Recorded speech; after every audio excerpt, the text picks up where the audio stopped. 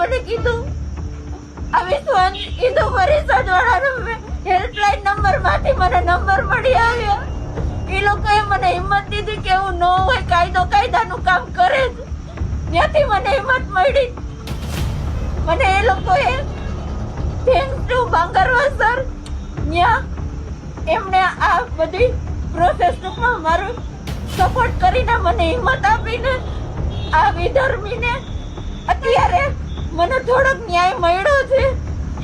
તમને બતાડું, મારી દીકરીની સામે એ આવી રીતે આવી જતો તો આ વિધર્મી આ હાલતમાં મારી દીકરી ડરી ગઈ. મારી દીકરી મારી પાસે નથી આવતી, મારાથી બીવે છે. તમારા સંપર્કમાં કઈ રીતે આવ્યો હતો આ વિધર્મી? કારણ કે ઘરમાં ઘૂસી ગયો, હિંમત કરી કે સંપર્ક કર્યો? જૂના પાડોશી સર, એ પાછળની શેરીમાં જ રહી છે, એટલે વર્ષોથી એમ તો ઓળખતા જ હોય સર એકબીજાને. સંપર્કમાં આવવાની પણ ટેલરની ત્યાંથી એણે મારા નંબર લીધેલા હતા સર. મેં એને નંબર કોઈ દિવસ દીધા નથી. ફર્સ્ટ ટાઈમ એણે આ વસ્તુ કરેલી હતી સર. ત્યાંથી સંપર્કમાં આવ્યા કે વિડીયોની બીકે મેં કોઈ દિવસ કોઈને વાત જ ન કરી, પણ મારી વાત મારી દીકરી સુધી આવી. પછી મારાથી નો રહેવાડું સર. હવે શું ઈચ્છો છો બેન તમે? મને બસ ન્યાય જોઈ છે. મને ને મારી દીકરીને ન્યાય અપાવો. મારી દીકરી સાથે નો કરવા નાટક લાડે કરેલા છે. મારી છોકરી બધું બોલે છે સર, પણ મારી સામે ને એના પપ્પા એક સામે એટલી ડરી ગઈ છે ને મારી પાસે આવતી જ નથી સર. આ વિધર્મી સામે શું કાર્યવાહી કરવી જોઈએ? આવા વિધર્મી જે વર્દીનો દુરુપયોગ કરે છે, પોલીસ બધી એવી નથી મને હવે ખબર પડી ગઈ, પણ આવા અમુક પોલીસને લીધે આ વર્દીના દુરુપયોગ કરીને હિન્દુ સમાજની કે કોઈ પણ સમાજની બેન દીકરીને આવી રીતે હેરાન ન કરે એના માટે આવા માણસોને વર્દી ન આપો. અને બસ મને ન્યાય જોઈ છે. આવા માણસને ફાંસીએ ચડાવો, એને ડિસમિસ કરો. મારી દીકરીને સાંભળો એકવાર તમે બધાય. બસ મારે એ જ કહેવાનું છે તમને. તમારા સિવાય બીજી કોઈ હિન્દુ દીકરીઓ કઈ ટચમાં તમને ખ્યાલ છે? ના, એને એક વખત એવું બોલ્યો હતો કે તારા જેવીને ને એવી ધર્મ પરિવર્તન માટે જ્યારે મને શાસન લઈ ગયો તો ત્યાં મને બહુ માર માર્યો તો. અહીંયા મારે સિઝરિયનનું ઓપરેશન છે, પેડું ઉપર પાટા મારીને ત્યાંથી જ મને આયા બહુ માર મારેલો છે સર. શાસન આવી જ લઈ આવ્યો તો મેં નથી પહેરેલું, ફેંકી દીધું તું. અને મારું કહેવાનું એ છે કે મારા જેવી બીજી કોઈ ગુજરાતમાં દીકરીઓ હેરાન થતી હોય, મેં એક ભૂલ કરી કે મેં તાત્કાલિક એક્શન ન લીધું, બીકને મારે. પણ ખરેખર બીવાની જરૂર નથી.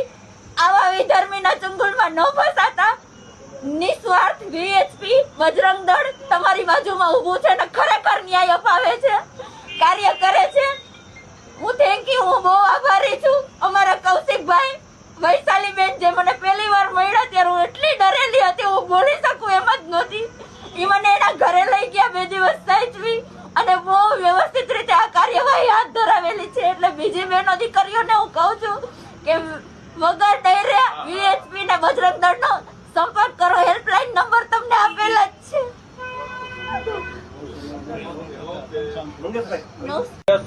હિન્દુ આગેવાન, રાજકોટ મહાનગર. નિલેશભાઈ, અવારનવાર વિધર્મીઓ હિન્દુ યુવતીને હેરાન પરેશાન કરે છે અને શિકાર પણ બનાવે છે. આ ઘટના વિશે શું કહેશો? ખૂબ જ મોટી સમસ્યા આપણા દેશમાં અત્યારે લવ જેહાદની ચાલી રહી છે. એને અનુસંધાને અનેક સ્થાન ઉપર સરકારી કર્મચારીઓ બેઠા છે. એ પણ જેને મદ્રસામાંથી શીખવાડવામાં આવે છે એ મુજબના રસ્તે ચાલી અને ઉપરાષ્ટ્રપતિ કે રાષ્ટ્રપતિ કે ચૂંટણી પંચના સીઈઓ, ન્યાયમૂર્તિઓ, રજિસ્ટર ઓફિસમાં કે પોલીસ ખાતામાં જે આવા વિધર્મીઓ છે એના પદનો દુરુપયોગ કરી હિન્દુ બેન દીકરીને ફસાવાનું ષડયંત્ર એક ચાલી રહ્યું છે અને વારંવાર આપણી સૌની સામે એ ઉજાગર થઈ રહ્યું છે. તો આ ગઈકાલે જે રાજકોટની ઘટના બહાર આવી છે, યુનિવર્સિટી પોલીસ સ્ટેશનમાં ગુનો દાખલ થયો છે, એને અનુલક્ષીને અમે ગૃહ રાજ્યમંત્રી હર્ષભાઈ સંઘવી, સીપી સાહેબ, ડીસીપી ક્રાઇમ જગદીશ બાંગરવા સાહેબ અને યુનિવર્સિટી રોડ પીઆઈ દવે સાહેબ સૌએ ખૂબ સહકારથી સારી કામગીરી કરી છે અને અભિનંદન આપીએ છીએ. સરકારને પણ અભિનંદન આપીએ છીએ અને વિશેષમાં માંગણી કરીએ છીએ કે આવા વિધર્મી અને વર્દીનો દુરુપયોગ કર્યો છે એને તાત્કાલિક અસરથી ડિસમિસ સરકારે કરવા જોઈએ અને સખતમાં સખત પગલાં લેવા જોઈએ એની ઉપર.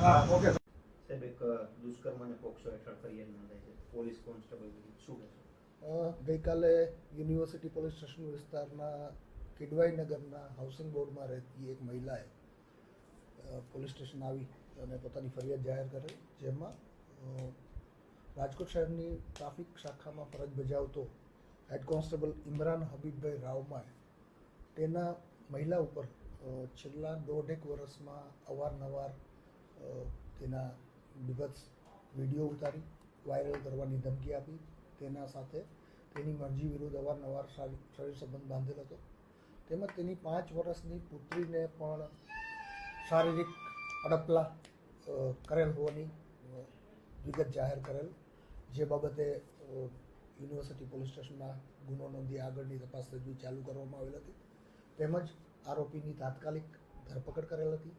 આરોપીએ ફરિયાદીને તેની 5 વર્ષની પુત્રીને વેચી આવવાની તેમજ ધર્મ પરિવર્તન કરવાની પણ ધમકીઓ આપેલ હોવાનું ફરિયાદમાં ખુલવા પામેલ છે. આ તમામ પાસાઓની વિગતવાર તપાસ ચાલી રહેલ છે અને તેના વિરુદ્ધ કાયદેસર કાર્યવાહી કરવા તજવીજ હાથ ધરવામાં આવેલ છે.